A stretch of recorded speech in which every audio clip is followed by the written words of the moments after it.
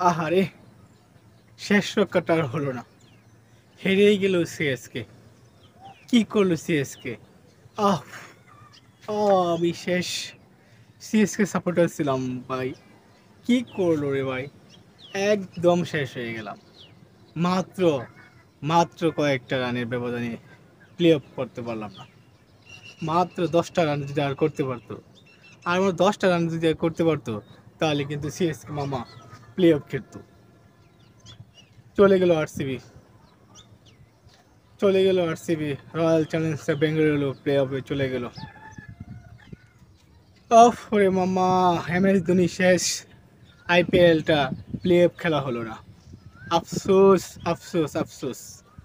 আমরা সবাই করতেছিলাম বা দোয়া করছিলাম যে যেন সিএসকে জয়লাভ করে, সিএসকে প্লে অফে চলে যাবে।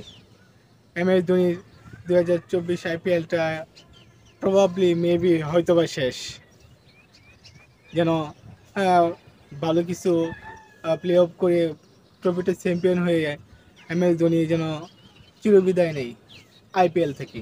কিন্তু সেটা আর হলো না মামা। কি খেলা খেলছে আরসিবি দেখেন, 20 ওভারে 218 রান করছে। 218 মামা, এটা মুখের কথা নয়। কিন্তু সিএসকে কিন্তু বালাই জবাব দিতেছিল, হাঁটতে হাঁটতে লড়াই করতেছিল, কিন্তু শেষ রক্ষা হলো না। যদি আর 10টা রান করতো, 17 রানেও যদি সিএসকে হারতো, তাহলে কিন্তু মামা সিএসকে কিন্তু চলে যেত প্লে অফে। সিএসকে হারছে কিন্তু 27 রানে, তাই ক্যালকুলেশনে সমীকরণে আরসিবি কিন্তু প্লে অফ চলে গেছে। রান রেটে আরসিবি প্লে অফে চলে গেছে মামা। পয়েন্ট কিন্তু 14 থাকলে কি বল, রান রেটে সমীকরণে, রান রেট ক্যালকুলেশনে, রান রেট কম্পেয়ারে আরসিবি চলে গেছে প্লে অফে। অনেক অনেক অনেক মামা, অনেক ব্যথা পাইছি।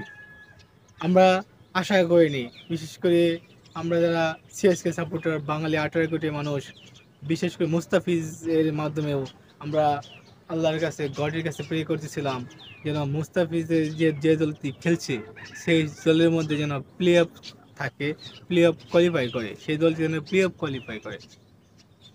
হলো না। রবীন্দ্রনাথ ঠাকুরের কবিতার মতো, রবীন্দ্রনাথ ঠাকুরের কথার মতো, শেষ হয়ে যেন হয় না শেষ।